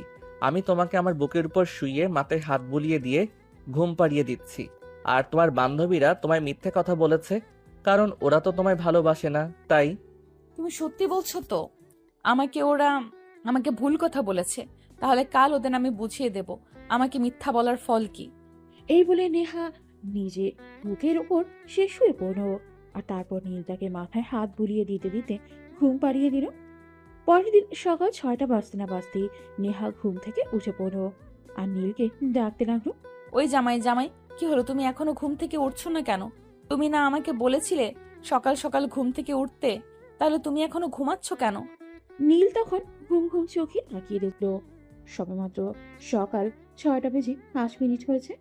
তাই সে নেহাকে বলল, নেহা, এখনো সময় হয়নি, তুমি আরেকটু ঘুমাও, সময় হলে আমি নিজেই তোমাকে ডেকে দেব। ঠিক আছে, তাহলে আমি ঘুমাচ্ছি। এরপরে কিন্তু তুমি আবার আমাকে এইটা বলতে পারবে না যে আমার কারণে যাতে লেট হয়েছে।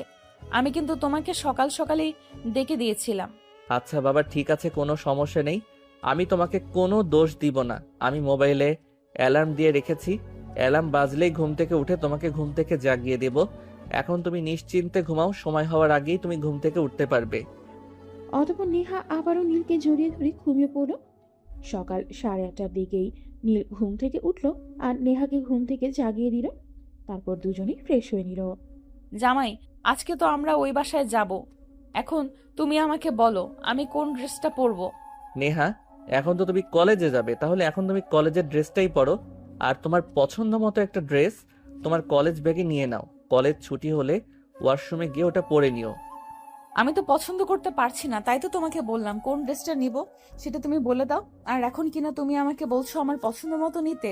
আচ্ছা ঠিক আছে, দাঁড়াও, আমি তোমাকে পছন্দ করে দিচ্ছি। এই নাও, এই ড্রেসটা তোমাকে দারুণ মানাবে। এটা তুমি কলেজ ব্যাগে নিয়ে নাও। কলেজ ছুটি হলে ওয়াশরুমে এটা চেঞ্জ করে নিও। ওয়াও, সত্যি এটা অনেক সুন্দর। জামাই তোমার পছন্দ আছে বলতে হবে। ঠিক আছে জামাই, তোমাকে ধন্যবাদ। এখন নিচে চলো। অতঃপর দুজন নিচে চলে আসতো।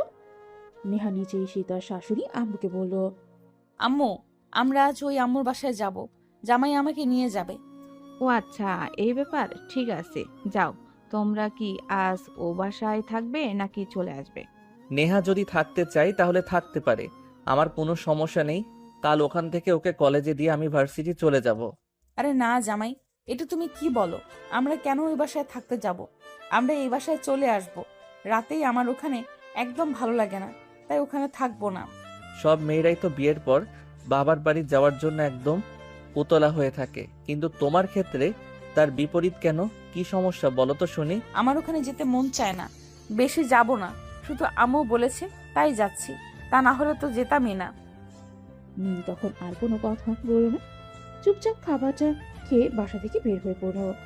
তারপর নেহাকে আর কলেজে পৌঁছে দিয়ে সে ভার্সিটিতে চলে গেল বিকেলবেলা। ভার্সিটিতে ছুটি হতেই সে নেহার কলেজের সামনে চলে আসতো। বেশ কিছুক্ষণ পর নেহা ড্রেস চেঞ্জ করে তারপর কলেজ গেটের সামনে এসে দাঁড়ালো, আর দাঁড়িয়ে নীলকে দেখতে পেয়ে বলল, জামাই দেখো তো আমাকে কেমন লাগছে। অসাধারণ, একদম পরীর মতো সুন্দর লাগছে তোমাকে। সত্যি এই ড্রেসটাই তোমাকে দারুণ মানিয়েছে। আচ্ছা নেহা, তোমাকে একটা কথা বলি, তুমি আমার কথা রাখবে? হ্যাঁ, একটা কেন, আমি তোমার হাজার একটা কথাও রাখতে রাজি আছি। বলো তুমি কি বলবে, আমি তোমার সব কথা রাখবো। তুমি আমাকে এভাবে সবার সামনে জামাই বলে ডেকো না, আমার লজ্জা লাগে। এই যে দেখো, তুমি এখানে আমাকে জামাই বলে ডেকে যাও, আর তোমার কলেজের সব স্টুডেন্টরা আমার দিকে হা করে তাকিয়ে আছে, যেন সার্কাস দেখছে। কথাটা বলা মাত্রই নেহা চারপাশে নিজের চোখ বুলিয়ে নিল, আর তারপরে ওইসব ছাত্রছাত্রীদেরকে উদ্দেশ্য করে বলল, তোমার চোখগুলো একদম তুলে নেব। তোরা আমার জামাইয়ের দিকে এইভাবে তাকিয়ে আছিস কেন? তোরা কি জীবনেও কারো জামাই দেখিসনি নাকি? তাহলে তোরা নিজেরা বিয়ে করে তারপর নিজেদের জামাই দেখতে থাক, আর জামাইয়ের দিকে এইভাবে তাকাবি না বলে দিলাম, তাহলে কিন্তু তোদের কপালে খারাপ হবে। আরে ভাই, তুই যেভাবে তোর জামাইকে জামাই জামাই বলে ডাকছিস, এখানে কি আর না তাকিয়ে উপায় আছে নাকি? পেয়েছিস একটা জামাই। হ্যাঁ, আমি জামাই পেয়েছি, তাহলে তোদের কি হয়েছে? আমার জামাইকে আমি জামাই জামাই বলে ডাকবো, তাতে তোদের কি? তোরা কেন এইভাবে তাকিয়ে থাকবি? শেষবারের মতো বলে দিচ্ছি, যদি আর কখনো আমার জামাইয়ের দিকে এইভাবে তাকিয়ে থাকিস, তাহলে তোদের চোখ খুলে মার্বেল বসিয়ে দেব। ভাই, তোর জামাইয়ের দিকে কেউ তাকাবে না। তুই তোর জামাইটাকে প্যাকেট করে রাখ, তাহলে শুধু আমরা কেন, ছেলেরাও তোর জামাইয়ের দিকে তাকাবে না। এই তোকে কথা দিলাম। হ্যাঁ, প্রয়োজন হলে আমি আমার জামাইকে প্যাকেট করে রাখবো, তোদেরকে দেখতে দিব না। খবরদার কখনোই আমার জামাইয়ের দিকে এইভাবে তাকাবে না, এটাই শেষ কথা। কথাগুলো এক নিঃশ্বাসে নেহা বলে তারপর কিছুটা সময় নিয়ে তারপর আবার নীলের দিকে তাকিয়ে বলতে লাগলো, জামাই, এবার তো তুমি খুশি হয়েছো। এদেরকে আমি ইচ্ছে মতো বকে দিয়েছি, এরা আর কখনোই তোমার দিকে এভাবে তাকাবে না। বলো তুমি খুশি হয়েছো? এতক্ষণ এখানে যা কিছু ঘটে গেছে সবকিছু নীলের মাথার উপর দিয়ে গেছে। সে কি বলবে কিছুই ভেবে পাচ্ছে না। তারপরেও পরিস্থিতি শান্ত করার জন্য বলল, হ্যাঁ, আমি অনেক খুশি হয়েছি। আর হ্যাঁ, তোমাদেরকে বলছি, তোমরা আর কখনো আমার দিকে তাকাবে না। আমি শুধুমাত্র আমার বউয়ের সম্পত্তি, বুঝতে পেরেছো সবাই? নেহা, আমাদের লেট হয়ে যাচ্ছে, এখন তুমি বাইকে উঠে বসো, তা না হলে কিন্তু আবার বাসায় ফিরতে অনেক রাত হয়ে যাবে। নেহা তখন আর কোনো কথা না বলে চুপচাপ বাইকে উঠে বসলো, আর নীল বাইক চালাতে শুরু করলো। পাশে একটা সুপার শপের সামনে এসে নীল বাইকটা দাঁড় করালো, আর তখনই নেহা নীলকে প্রশ্ন করলো, কি ব্যাপার, কি হলো? আমাদের বাসায় তো এখান থেকে আরো অনেকটা দূরে, তাহলে তুমি এখানে বাইকে দাঁড় করিয়েছো কেন? কোনো সমস্যা হয়েছে নাকি? আরে না, প্রথমবার শ্বশুর বাড়িতে যাচ্ছি, খালি হাতে যাব নাকি? চলো ওখান থেকে কিছু কেনাকাটা করে নেই। আরে না, একদমই না, ওটা তো আমার নিজেরই বাড়ি, ওখানে যাচ্ছি, তাহলে কিছু নিতে হবে কেন? শুধু শুধু পয়সা নষ্ট করতে হবে না, চলো তো যাওয়া যাক। নেহা, তুমি না আমার সব কথা শোনো, তাহলে এখন তুমি আমার কথা শুনছো না কেন? আমি তোমাকে কি বললাম আর তুমি আমাকে কি বলছো? চলো ভিতরে, ওখান থেকে কিছু ফলমূল আর কিছু মিষ্টি কিনে নেই। তখনই হঠাৎ নীলের বলা কথাগুলো নেহার মনে পড়ে গেল। তাই নেহার কোনো কথা বলল না, চুপচাপ নীলের সঙ্গে ভেতরে চলে গেল। আর নীল তখন কিছু ফলমূল আর কিছু মিষ্টি কিনে নিল শ্বশুরবাড়ি যাওয়ার জন্য। আর তারপর দুজনেই আবারও বাইকে উঠে রওনা দিল শ্বশুরবাড়ির উদ্দেশ্যে। প্রায় 20 মিনিট পর নেহাদের বাড়ির সামনে এসে নীল বাইক দাঁড় করালো। বাইক থেকে নেমে নেহা দৌড়ে গেটের সামনে গিয়ে কলিং বেল চাপ দিতে লাগলো। একটানা কলিং বেল চেপে যাচ্ছে, এটা দেখে নীল তাকে বলল, আরে বাবা, এরকম পাগলের মতো কাণ্ড কেউ করে নাকি? বাড়িতে সবাই হয়তো ব্যস্ত আছে, তাই দরজা খুলতে একটু লেট হচ্ছে। একটু অপেক্ষা করো, কেউ এক্ষুনি এসে দরজা খুলে দেবে। আরে সবার এত কিসের কাজ? ওরা জানে না এখানে আমার জামাই এসেছে, আর আমার জামাই এখানে বাড়ির বাইরে দাঁড়িয়ে আছে, আর তারা কাজ নিয়ে পড়ে আছে। তখনই নেহার আম্মু এসে দরজা খুলে দিল। আর নেহাকে দেখে উনি বললেন, আরে নেহা, তুই? জামাই কেমন আছে? রাখো তোমার জামাই, সে কখন থেকে কলিং বেল চাপ দিয়ে যাচ্ছি, দরজা তো খুলছেই না কেন? জানো না আমি আমার জামাইকে নিয়ে এসেছি? আমার জামাইটা সেই কখন থেকে দরজার বাইরে দাঁড়িয়ে আছি। আমার জামাইটার বুঝি পা ব্যথা করে না? আসলে মা, ভেতরে একটু কাজ করছিলাম, তাই আসতে একটু দেরি হয়ে গেছে। I am so sorry. তাছাড়া তোরা তো ফোন দিয়ে আসিসনি। যদি জানতাম তোরা আসবি, তাহলে তো আমি দরজার সামনেই দাঁড়িয়ে থাকতাম। ঠিক আছে, এখন ভেতরে চলো। তবে নেক্সট টাইম থেকে যখন আসবো তখন যেন দরজা খুলতে আর 2 মিনিটও দেরি না হয়। এবারের মতো ক্ষমা করে দিলাম। নেহা প্লিজ, এরকম করে না। উনি তোমার আম্মু হয়, উনার সঙ্গে ভদ্রভাবে কথা বলো। উনি তো বললেন উনি কাজ করছিলেন, তাহলে তুমি কেন ওনার সঙ্গে এরকম আচরণ করছো? তুমি আবার কেন আম্মুর হয়ে ওকালতি করছো? তোমাকে না বললাম তুমি কারোর হয়ে আমার সঙ্গে কথা বলবে না? তুমি আমার 10টা না 5টা না একমাত্র জামাই, আর তুমি 1 মিনিট ধরে দরজার বাইরে দাঁড়িয়েছিলে। তোমার পাগুলো বুঝি ব্যথা করে না? আরে না বাবা, আমি একদম ঠিক আছি। এখন দয়া করে তুমি তোমার মুখটা বন্ধ করো আর ভিতরে চলো। আমি কিন্তু রেগে যাচ্ছি বলে দিলাম। আচ্ছা ঠিক আছে, এই যে আমি আমার মুখ বন্ধ করলাম, আর কোনো কথাই বলবো না। এবার তো তুমি খুশি? অতপর নেহা আর কোনো কথা না বলেই বাড়ির ভেতরে চলে আসতো। নেহা বাড়িতে আসতেই তার ছোট ভাই নিলয় দৌড়ে আসতো আর নেহাকে জড়িয়ে ধরে বলতে লাগলো, আরে আপু, তুই কোথায় চলে গেছিলি? আমি তো তোকে অনেক খুঁজেছি, কিন্তু কোথাও খুঁজে পাইনি। এখন তুই কোথা থেকে এসেছিস? কিডন্যাপার বুঝি তোকে আটকে রেখেছিল? এই ছেলেটাকে তোকে কিডন্যাপ করেছে বল আমায়। আরে না, এটা আমার জামাই। আমি একে বিয়ে করেছি আর এর সঙ্গেই থাকি। আর এই শোন, একদম দুষ্টুমি করবি না আমার জামাইয়ের সঙ্গে, তাহলে কিন্তু তোকে মেরে তক্তা বানিয়ে দেব। ও মানে এটা আমার দোলা ভাই? দোলা ভাই, কেমন আছো তুমি? এই তো শালা বাবু, আলহামদুলিল্লাহ ভালো আছি। তোমার কি অবস্থা? তুমি কেমন আছো? এই তো দোলা ভাই, ভালো আছি। দোলা ভাই, তুমি আমার সঙ্গে ক্রিকেট খেলবে? আমার না ক্রিকেট খেলতে খুব ভালো লাগে। প্লিজ চলো না একবার সাথে যাই। এই না, একদম নয়। তোকে আমার খুব ভালো করেই চেনা আছে। তুই মিথ্যে কথা বলে আমার জামাইকে নিয়ে যাবি, আর তারপর আমার জামাইকে নিয়ে গিয়ে ব্যথা দিবি। এটা আমি থাকতে কখনোই হতে দেব না। নেহা এরকম করে না, ও ছোট মানুষ, ও কি এত কিছু বোঝে নাকি?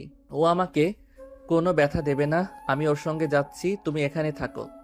না, তাহলে আমিও তোমার সঙ্গে যাব, কারণ আমি একে একদমই বিশ্বাস করি না। কোন সময় কোন কাজ করে বসবে তার কোনো ঠিক ঠিকানা নেই। আমি যাব তোমার সঙ্গে। আচ্ছা ঠিক আছে, তাহলে তাই চলো। এরপর নীল, নেহা আর নিলয় দুজনকে নিয়ে ছাদে চলে আসতো। সেখানে বেশ কিছুক্ষণ ওদের সঙ্গে গল্পগুজব করলো আর খেলাধুলা করলো। তখন প্রায় সন্ধ্যা হয়ে আসছে। তখন নীল নেহাকে বলল, নেহা সন্ধ্যা হইয়া আসলো, বাসায় যেতে হবে তো, চলো এবার। ও হ্যাঁ, এটা তো আসলে আমার মনেই ছিল না। তুমি মনে করিয়ে দিয়ে ভালো করেছো। চলো এবার যাওয়া যাক। এই বলে নেহা, নীল, নিলয় তিনজনেই নিচে চলে আসতো। নেহা নিচে এসেই বলতে লাগলো, আম্মু, ওই আম্মু, কোথায় তুমি? তাড়াতাড়ি আসো, আমি আমার জামাইকে নিয়ে চলে যাচ্ছি। আরে, এটা তুই কি বলছিস? তোর মাথা কি খারাপ হয়ে গেছে নাকি? এই তো একটু আগেই আসলি তোরা, তো কোনো খবর দিয়ে আসিসনি। আমি রান্নাবান্না করছি, গেলেও রান্নাবান্না শেষে খাওয়া দাওয়া করে তারপর যাবে। তাছাড়া আমি তোর বাবাকে এইমাত্র ফোন দিয়ে বলেছিলাম, তোর আব্বু বলল আজ থেকে যেতে। না, একদমই নাই। আমি তোমাদের বাড়িতে আর থাকবো না। আমার জামাই নিজের একটা বাড়ি আছে, আমি ওখানে গিয়ে থাকবো। আমি চলে যাচ্ছি আমার জামাইকে নিয়ে। তুই কি পাগল না? তোর মাথা টাথা খারাপ হয়ে গেছে? আমি মাঝে মাঝে সেটাই ভেবে পাই না। জামাইকে নিয়ে বিয়ের পর প্রথম বাড়িতে এসেছিস আর এখন খাওয়া দাওয়া না করে চলে যাবি? এটা হতে পারে নাকি? তুই 5 মিনিট বস, রান্না প্রায় শেষ হয়ে এসেছে। বললাম তো আমার হাতে সময় নেই, সন্ধ্যা হয়ে গেছে। আম্মু বলেছে তাড়াতাড়ি চলে যেতে, আমি চলে যাচ্ছি। জামাই প্লিজ, তুমি নেহাকে কিছু বলো। আমার রান্না শেষ হয়ে এসেছে। বিয়ের পর প্রথমবার শ্বশুরবাড়িতে এসেছো, এভাবে চলে গেলে আমার একটুও ভালো লাগবে না। আচ্ছা আম্মু, ঠিক আছে, আপনি ব্যস্ত হবেন না। আমি না হয় নেহাকে বুঝিয়ে বলছি। নেহা, আমি তোমাকে কি বলি, তুমি আমার কথাটা শোনো। হ্যাঁ বলো, কি বলবে? দেখো আম্মু, আমাদের দুজনের জন্য অনেক কষ্ট করে রান্না বান্না করেছে। আমরা যদি এখন এভাবে এখান থেকে চলে যাই তাহলে আম্মুর মনে অনেক কষ্ট লাগবে। তুমি প্লিজ একটু শান্ত হয়ে বসো, আম্মুকে রান্নাটা শেষ করতে দাও। আমি তো বললাম আমি রাত হলেও তোমাকে নিয়ে বাসায় চলে যাব, তাহলে তুমি এত অস্থির কেন হচ্ছ? ঠিক আছে, তুমি যখন বলছো তাহলে আমি একটু শান্ত হয়ে বসছি। তবে তোমাকে কিন্তু আমি 10 মিনিটের বেশি সময় দেব না। তোমার যা করার এই 10 মিনিটের মধ্যেই করতে হবে। নেহার এই কথা শুনে নেহার আম্মু তাড়াতাড়ি রান্নাঘরে চলে গেলেন আর তারপর তাড়াতাড়ি করে রান্নার কাজ শেষ করলেন। রান্না শেষ করে তিনি তাদেরকে খেতে দিলেন। খাওয়া দাওয়া শেষ হলেই নীল আর নেহা দুজনেই বাসার উদ্দেশ্যে রওনা দিল। বাসায় এসে পৌঁছাতে পৌঁছাতে রাত প্রায় 8টার মতো বেজে গেল। বাসায় আসতেই নীলের আম্মু নেহাকে বলল, কি ব্যাপার নেহা, এত তাড়াতাড়ি চলে আসলে কেন? আম্মু, এই বাড়িতে আমার একদম ভালো লাগে না, তাই তাড়াতাড়ি চলে এসেছি। বলো, আমি ভালো করিনি? হ্যাঁ, তুমি একদম ভালো কাজ করেছো। যাও, এখন যাও, ফ্রেশ হয়ে ঘুমিয়ে পড়ো। এরপর নীল আর নেহা দুজনেই কোনো কথা না বলেই রুমে গিয়ে চুপচাপ ঘুমিয়ে পড়ল। এভাবে কাটছিল দিনগুলো, ঠিক স্বপ্নের মতো। নেহার বাচ্চামিগুলো ঠিক যেন কম ছিলই না। নীলের কাছে এগুলো বিরক্ত লাগে না, ভালোই লাগে। সেও নেহারি বাচ্চামি স্বভাবগুলোকে ভালোবাসে। তার খুব ভালো লাগে নেহা যখন বাচ্চাদের মতো কিছু আবদার করে, সেটা পূরণ করতে। খুব ভালো আর সুখে কাটছিল তাদের দিনগুলো। কিন্তু সেই দিনগুলো আর খুব বেশি দিন স্থায়ী হলো না। হঠাৎ করে একদিন নীল আর নেহা কলেজে যাচ্ছিল, তখনই তাদের বাইক অ্যাক্সিডেন্ট করে নিল। নীল খুব একটা ব্যথা না পেলেও নেহার মাথায় প্রচন্ড আঘাত লাগে। নেহাকে হসপিটালে ভর্তি করা হয়। ডক্টর জানায় নেহার অবস্থা খুবই খারাপ। মাথায় খুব আঘাত পাওয়ার ফলে অবস্থা খুবই খারাপ হয়েছে। মাথা থেকে প্রচন্ড রক্তক্ষরণ হয়েছে। সে বাঁচবে কিনা তাতেও সন্দেহ। ডক্টর প্লিজ, আপনি যেভাবে হোক মেয়েটাকে একটু ভালো করে দেন। যত টাকা লাগে আমি দেব। আপনি টাকা পয়সা নিয়ে কোনো চিন্তা করবেন না, কিন্তু আমার মেয়ের মতো বৌমাটাকে সুস্থ দেখতে চাই। দেখুন, আপনারা কোনো চিন্তা করবেন না, আমি দেখছি কি করা যায়। আমরা নিজেদের সর্বোচ্চ দিয়ে চেষ্টা করেছি, এই মেয়ের জায়গায় অন্য কেউ হলেও আমরা সেটাই করতাম, কারণ পেশেন্ট আমাদের কাছে পেশেন্টই হয়। আমরা আমাদের সর্বোচ্চ দিয়ে চেষ্টা করি তাকে বাঁচিয়ে রাখার, সুস্থ রাখার জন্য।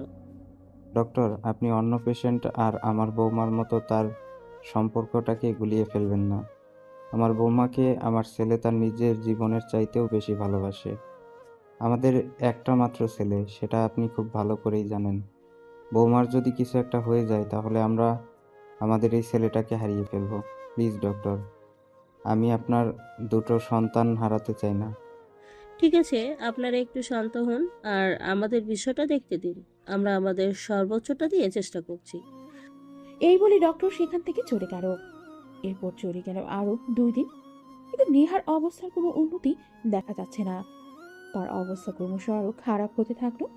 তখন ডক্টর নীলের আব্বুকে নিজের কেবিনে ডেকে নিলেন আর বললেন, দেখুন, আপনার বৌমার অবস্থা আগের চাইতে আরো অনেকটা খারাপ হয়ে গেছে, তাই আমি আপনার সঙ্গে একটু কথা বলতে চাই। হ্যাঁ বলুন, কি বলবেন? আর বলুন কি হলে কিভাবে আপনারা আমার বৌমাকে বাঁচাতে পারবেন। যে কোনো কিছুর বিনিময়ে আমরা আমাদের বৌমাকে জীবিত দেখতে চাই। হ্যাঁ, আমি সেটাই বুঝতে পেরেছি, আর তাই আপনার সঙ্গে এই ব্যাপারে কথা বলতে। আসলে আপনার বৌমার মাথায় বড় একটা অপারেশন করতে হবে, যার জন্য প্রায় 5 থেকে 7 কোটি টাকার প্রয়োজন হতে পারে। তাই এই ব্যাপারে আপনার সঙ্গে কথা বলতে চাই। ডক্টর, আপনাকে তো আগেই বলেছি আপনি টাকা পয়সা নিয়ে কোনো চিন্তা করবেন না। যদি আমার সারা জীবনের সমস্ত ইনকামের পয়সাও আমার বৌমায়ের পেছনে খরচ করতে হয়, আমি তাতেও রাজি আছি। কিন্তু আমি আমার ছেলের সুখের এভাবে বিসর্জন দিতে চাই না। আমার ছেলে আর বৌমাকে নিয়ে অনেক সুখে আছি। আমি আমার ছেলেকে সারা জীবন এভাবে সুখী দেখতে চাই। প্লিজ ডক্টর, আপনি অপারেশনের ব্যবস্থা করুন। আমি টাকা ম্যানেজ করে আজ বিকেলের মধ্যেই জমা দিচ্ছি। ঠিক আছে, আমরা তাহলে অপারেশন ব্যবস্থা করছি। সত্যি আপনাকে দেখে আমি খুবই অবাক হলাম, কারণ এই প্রথমবার কোনো শ্বশুরকে তার বৌমার জন্য এভাবে পাগল হতে দেখেছি। আজকের আগে আমি কখনোই দেখিনি কোনো শ্বশুর তার বৌমার জন্য এতগুলো টাকা খরচ করতে রাজি হয়েছে। আপনি তাকে আমার বৌমা বলবেন না, আপনি তাকে আমার মেয়ে বলতে পারেন। আপনি তো আমার ফ্যামিলির ডক্টর। আপনি তো খুব ভালো করেই জানেন নীলের জন্ম হওয়ার পর আমরা আর একটা বাচ্চা নিতে কতটা চেষ্টা করেছিলাম, কিন্তু দুর্ভাগ্যজনকভাবে আপনার ভাবি একটা সমস্যার কারণে আর সেটা হয়ে ওঠেনি। নেহাকে যেদিন থেকে আমরা আমাদের বাড়িতে নিয়ে এসেছি আমরা আরেকটা সন্তানের অভাব ভুলেই গিয়েছিলাম। তো প্লিজ আমাদের এই জায়গাটা শূন্য করবেন না। আচ্ছা ঠিক আছে, আপনি আমাদের উপর ভরসা রাখতে পারেন। আমরা আমাদের সর্বোচ্চটা দিয়ে চেষ্টা করছি নেহাকে বাঁচিয়ে তুলতে। এই বলে নীলের আব্বু হসপিটাল থেকে বের হয়ে অফিসে চলে আসতো। আর তখনই ম্যানেজারকে নিজেই ক্যাবিনে ডেকে নিল।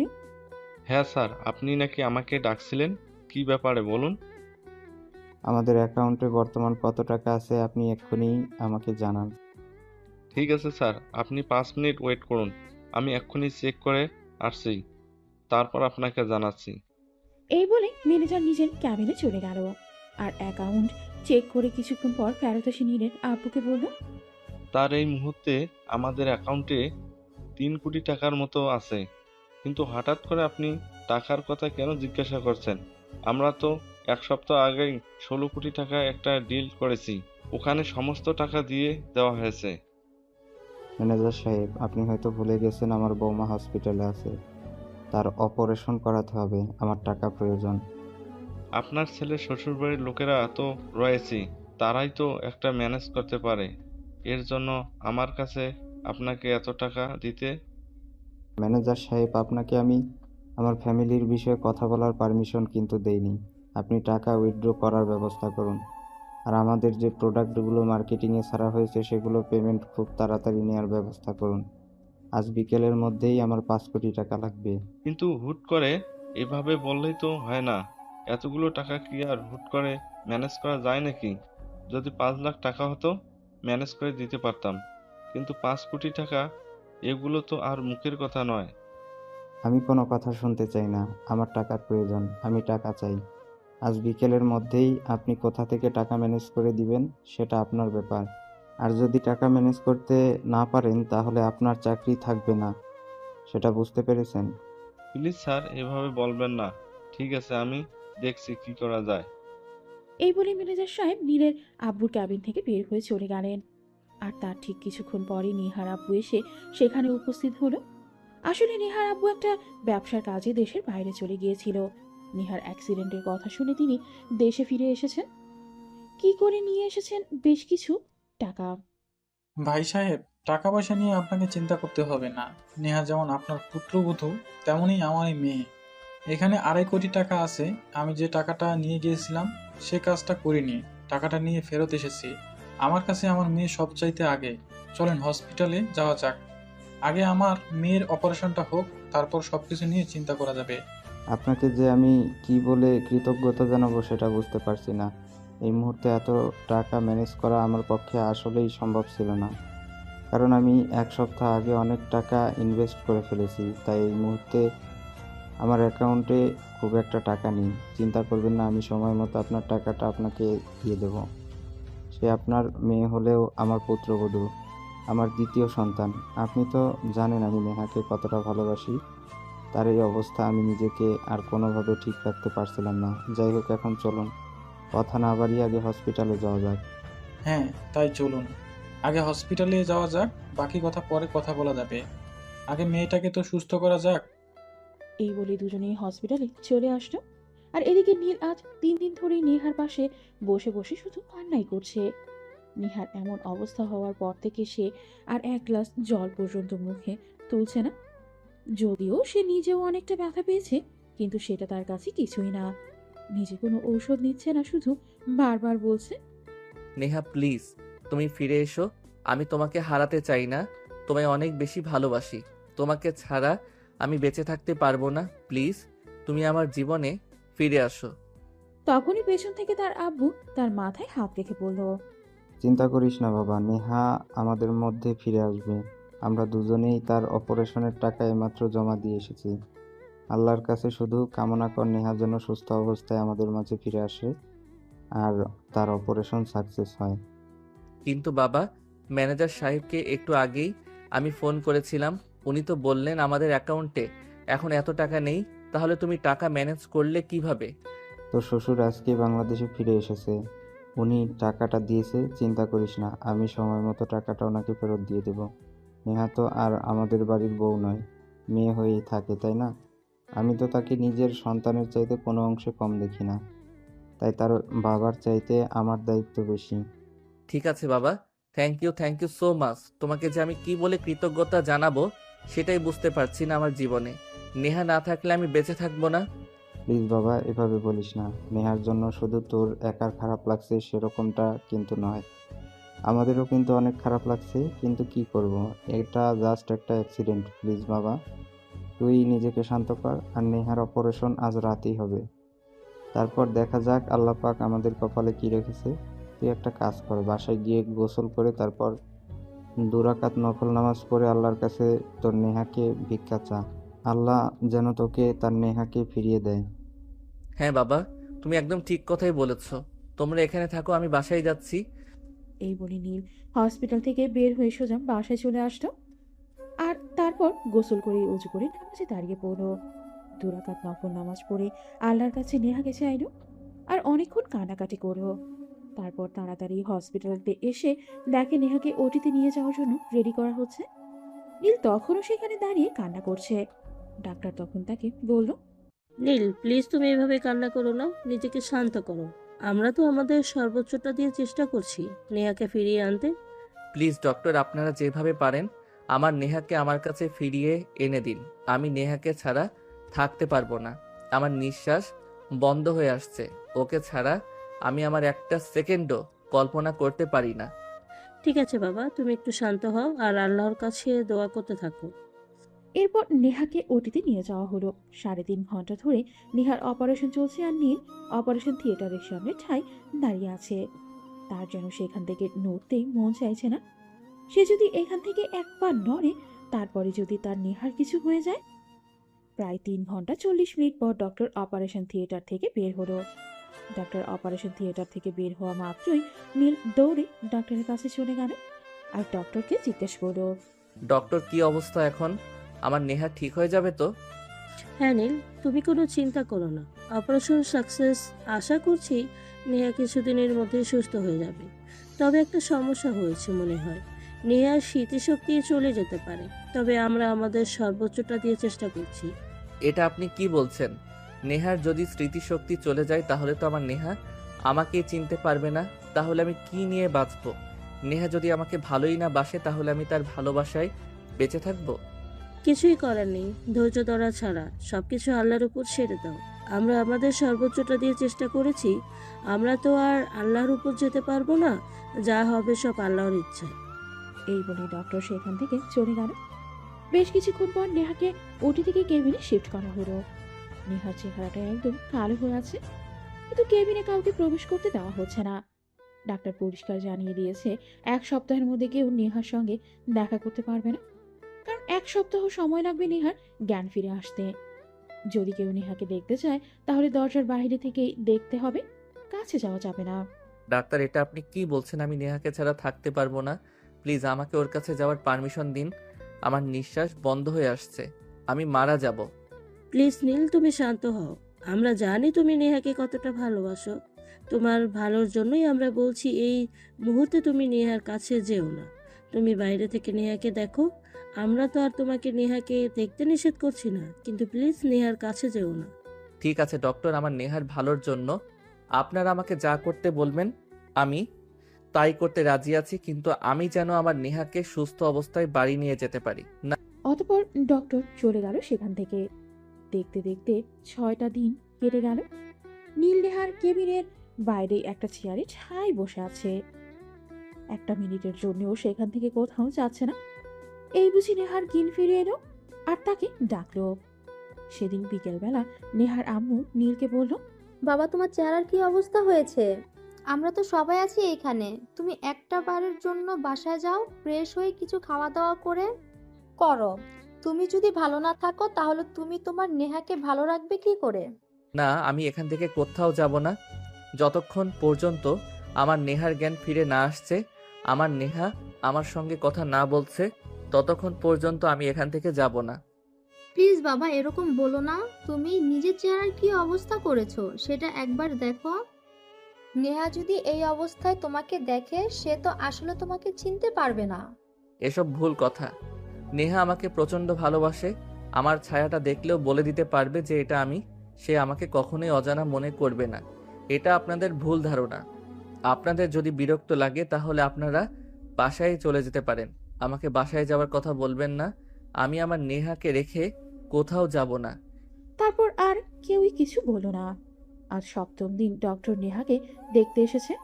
ডক্টর ক্যাবিন থেকে বের হওয়া মাত্রই নীল তার সামনে গিয়ে দাঁড়ালো আর বলল, কি ব্যাপার ডক্টর, আমার নেহা কেমন আছে? আপনি তো বলেছিলেন আজ নেহার জ্ঞান ফিরে আসবে, কিন্তু এখনো নেহার জ্ঞান ফিরে আসলো না কেন? অপেক্ষা করো, হয়তো আজ বিকেলের মধ্যেই নেহার জ্ঞান ফিরে আসতে পারে। এই কথা বলে ডাক্তার সেখান থেকে চলে গেল। নীল তখনও কেবিনের বাইরে ঠায় দাঁড়িয়ে আছে। বিকেল প্রায় 3টার দিকে নেহার জ্ঞান ফিরে আসলো। তখনই একজন সিস্টার এসে নীলকে খবরটা দিল। নীল খবর পাওয়া মাত্রই কেবিনে চলে গেল। কিন্তু দুর্ভাগ্যজনকভাবে ডক্টরের কথাই সত্যি হলো। নেহার স্মৃতিশক্তি চলে গেল। নীল যখন নেহার সামনে দাঁড়িয়ে আছে তখন নেহা নীলকে প্রশ্ন করল, কে আপনি আর আমি এখানে হসপিটালে কি করে এলাম? নেহা, আমি নীল। আমি তোমার নীল, তোমার ভালোবাসার নীল। I am so sorry Neha, please তুমি আমাকে ক্ষমা করে দাও। সেদিন অনেক চেষ্টা করেও তোমাকে অ্যাক্সিডেন্টের হাত থেকে বাঁচাতে পারলাম না। আরে বাবা, আজব তো। কে আপনি? আপনি আবার আমার ভালোবাসার মানুষ হলেন কবে থেকে? আপনাকে তো এর আগে আমি কোনোদিন দেখিইনি। নেহা, এসব তুমি কি বলছো? তুমি আমাকে চিনতে পারছো না? তুমি তোমার ভালোবাসার মানুষটাকে চিনতে পারছো না, যাকে তুমি সব সময় জামাই জামাই বলে ডাকতে? আরে মিস্টার, আপনার কি মাথা খারাপ হয়ে গেছে নাকি? কি সব পাগলের মতো কথা বলছেন? আপনি এখান থেকে যান। আমার মাথাটা এমনিতেই খারাপ লাগছে, প্লিজ আর খারাপ করবেন না। তখনই ডাক্তার এসে সেখানে পৌঁছানো আর নেহার এমন অবস্থা দেখে নীলকে বলল, নীল, আমরা যেমনটা সন্দেহ করেছিলাম ঠিক তেমনটাই হলো। তুমি একটু বাইরে যাও, চিন্তা করো না, আমরা আমাদের সর্বোচ্চটা দিয়ে চেষ্টা করছি, দেখছি কি করা যায়। আমি নেহার কাছ থেকে এগুলো আর সহ্য করতে পারছি না। প্লিজ আপনি আমার নেহার স্মৃতিশক্তি ফিরিয়ে আনার চেষ্টা করুন। হ্যাঁ, তুমি এখন যাও, আমরা চেষ্টা করছি। আর সিস্টার, তুমি এখনই একটা ঘুমের ইঞ্জেকশন নিয়ে আসো, নেহাকে একটা ঘুমের ইঞ্জেকশন দিতে হবে। অতপর নীল কাঁদতে কাঁদতে ক্যাবিন থেকে বের হয়ে বাইরে চলে গেল। আর এদিকে ডক্টর নেহাকে ঘুমের ইঞ্জেকশন দিয়ে ঘুম পাড়িয়ে দিল। কেবিনের বাইরে বসে কান্না করছে। তখন নীলের আব্বু তার মাথায় হাত রাখলো আর বলল, বাবা, আমি সব শুনেছি, তুই প্লিজ মন খারাপ করিস না, আল্লাহর উপর ভরসা রাখ। আল্লাহ নেহাকে যখন বাঁচিয়ে রেখেছে তখন নিশ্চয়ই তার স্মৃতিশক্তি ফিরিয়ে দেবে, তোর জীবনে ফিরে আসবে। তুই শুধু আল্লাহর উপর ভরসা রাখ, সমস্ত ফয়সালার একমাত্র মালিক আল্লাহ। আব্বু, আমার নেহা আমাকে চিনতে পারছে না, এটা আমি সহ্য করতে পারছি না। আমি নেহাকে কত করে বললাম আমি তোমার নীল, কিন্তু সে আমাকে কোনোভাবেই চিনতে পারলো না। আমি কি করে ঠিক থাকি বল? এই বলে নীল আবারও কান্না করতে থাকলো। সে যেন নিজেকে আর কোনোভাবেই ঠিক রাখতে পারছে না। নেহা তাকে চিনতে পারছে না, আর এই ব্যাপারটা তাকে খুব বেশি কষ্ট দিচ্ছে। এরপর চলে গেল আরও 3 দিন। নেহাকে ঘুমের ইঞ্জেকশন দিয়ে ঘুম পাড়িয়ে রাখা হয়েছে। পাশাপাশি তার স্মৃতিশক্তি ফিরিয়ে আনার জন্য ট্রিটমেন্ট দেওয়া হচ্ছে। তো ভিউয়ার্স, চলুন দেখা যাক কি হয়। 4 দিন পর নেহা ঘুম থেকে জাগ্রত হলো। সে চোখ ফেলে দেখতে পেল তার পাশে একটা নার্স দাঁড়িয়ে আছে। নার্স, আমি এখানে কি করে এলাম? আমি তো নীলের সঙ্গে কলেজে যাচ্ছিলাম। হ্যাঁ, আপনি আপনার স্বামীর সঙ্গে কলেজে যাচ্ছিলেন আর সেখানে অ্যাক্সিডেন্ট হয়, তারপর থেকে আপনি এখানে আছেন। ও হ্যাঁ, আমার মনে পড়েছে। আমি বাইক থেকে ছিটকে পড়ে গিয়েছিলাম, তারপর আর কিছুই মনে নেই। আমার নীল কোথায়? তাকে একবার ডাকুন না, আমার তাকে দেখতে খুব ইচ্ছে করছে। প্লিজ আপনি ওকে একটু ডেকে দিন। আপনি শান্ত হন, আপনি উত্তেজিত হবেন না, আমি আপনার নীলকে এক্ষুনি ডেকে দিচ্ছি। এই বলে নার্স কেবিন থেকে বাইরে বের হয়ে আসতো। নার্স বাইরে এসে দেখলো নীল কেবিনের সামনে চেয়ারটায় বসে বসে কান্না করছে। তখনই নার্স তাকে বলল, আপনি শান্ত হন, আপনি উত্তেজিত হবেন না। আমি এক্ষুনি আপনার নীলকে ডেকে দিচ্ছি। মিস্টার নীল, আপনার জন্য একটা খুশির খবর আছে। নেহার স্মৃতিশক্তি ফিরে এসেছে। ও আপনার সাথে দেখা করতে চাইছে। প্লিজ আপনি একবার আমার সঙ্গে ভিতরে চলুন। আপনি সত্যি বলছেন আমার নেহার জ্ঞান ফিরে এসেছে? আমি আপনাকে বলে বোঝাতে পারবো না আমার যে আজ কি খুশি লাগছে। আমি এক্ষুনি যাচ্ছি আমার নেহার সঙ্গে দেখা করতে। এই বলে নীল যেন পালিয়ে একদম উড়ে নেহার কাছে চলে আসে। নীল দৌড়ে এসে নেহার সামনে দাঁড়ালো আর বলল, নেহা, তুমি এখন কেমন আছো? তুমি জানো একটাবার তোমার মুখ থেকে আমার নামটা শোনার জন্য কতটা অপেক্ষা করেছিলাম। আল্লাহর কাছে কতবার কান্না করেছি আল্লাহ যেন তোমাকে আমার কাছে ফিরিয়ে দেয়। তুমি কেমন আছো এখন বলো না আমায়। এই তো আমি ভালো আছি। তুমি কেমন আছো? সেদিন যখন বাইক থেকে ছিটকে পড়ে গেলাম তারপর তো আর আমার কিছুই মনে নেই। তুমি ব্যথা পাওনি তো? না, আমি একদম ঠিক আছি। এরপর নীল আর নেহা দুজনেই বসে গল্প করতে থাকলো। প্রায় 5 মিনিট পর নার্স সেখানে ফিরে আসলো আর নীলকে বলল, আপনি প্লিজ বাইরে যান। এখনই ওনার সঙ্গে এত কথা বলা যাবে না। ওনার মাথার উপর কোনো প্রেশার দেওয়া যাবে না, তাহলে আবার ওনার স্মৃতিশক্তি চলে যেতে পারে। ঠিক আছে, আমি এমন কিছু করতে চাই না যেটা আমার নেহার জন্য ক্ষতিকর হবে। আমি বাইরে চলে যাচ্ছি নেহা, তুমি ভালো থেকো। আমি সময় সময় তোমার সঙ্গে দেখা করতে আসব। জানো না আজ আমার কত খুশি লাগছে। কতদিন পর তোমার মুখ থেকে একটু কথা শুনতে পেলাম। আল্লাহ আমার ডাক শুনেছেন। আল্লাহ তোমাকে আমার কাছে ফিরিয়ে দিয়েছেন। আল্লাহর কাছে লাখো কোটি শুকরিয়া। এই কথা বলতে বলতে নীল কেবিন থেকে বের হয়ে চলে আসলো। এরপর চলে গেল প্রায় আরো 1 মাস। নেহা এখন আল্লাহর রহমতে অনেকটাই সুস্থ। নীল ডক্টরের সঙ্গে ডক্টরের কেবিনে বসে কথা বলছে। ডাক্তার, আমরা কি এখন চাইলে নেহাকে বাড়ি নিয়ে যেতে পারি? হ্যাঁ, আপনারা চাইলে এখন নেহাকে বাড়ি নিয়ে যেতে পারেন। আলহামদুলিল্লাহ, নেহা এখন অনেকটাই সুস্থ আছে। আল্লাহর কাছে অনেক শুক্রিয়া যে আমরা নেহাকে সুস্থ অবস্থায় ফিরে পেয়েছি। প্রয়োজনীয় আরও কিছু ওষুধপত্র লাগবে, আমি সেগুলো লিখে দেব। ঠিক আছে doctor, thank you so much. আপনার কাছে আমরা সবাই অনেক কৃতজ্ঞ যে আপনি আমাদের নেহাকে আমাদের কাছে ফিরিয়ে দিয়েছেন। কৃতজ্ঞতা আমার কাছে নয়, আল্লাহর কাছে প্রকাশ করুন।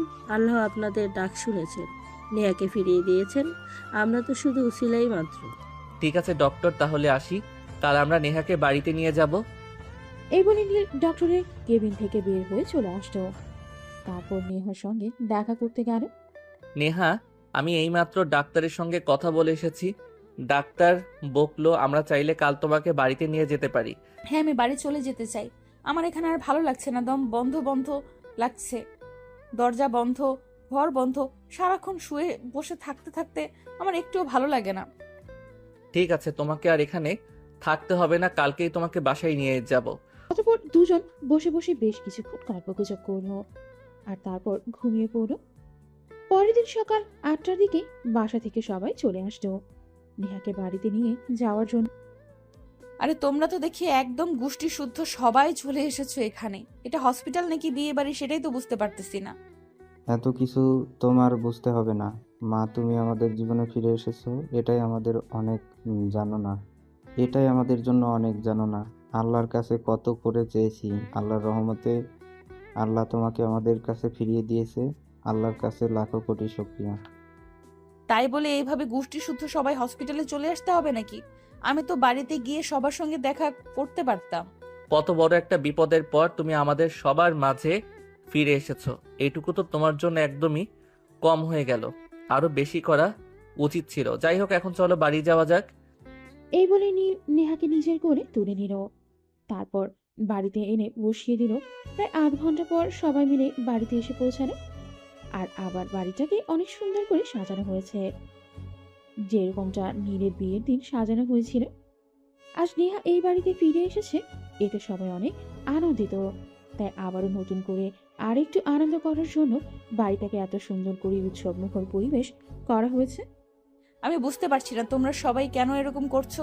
আমি তো আর এই বাড়িতে নতুন নয়, তাহলে এত আয়োজন করার কি আছে? আল্লাহ তোমার স্মৃতিশক্তির সঙ্গে তোমার বুদ্ধিটাকেও জাগিয়ে দিয়েছেন। আসলে প্রথমবার যেদিন তুমি এই বাড়িতে এসেছিলে সেদিন তুমি ছোট্ট বাচ্চার মতো ছিলে, আর আজ তুমি পরিপূর্ণ যুবতী। তোমাকে আজ আবার নতুন বউয়ের মতো করে এই বাড়িতে বরণ করে তোলা হবে। তখনই নেহা একটা দুষ্টুমি মার্কা হাসি দিয়ে নীলের কানের কাছে মুখটা নিয়ে বলল, তাই নাকি? তাহলে তো ওগুলো এখন দিতে হবে। কোনগুলো কিসের কথা বলছো আমি ঠিক বুঝতে পারলাম না।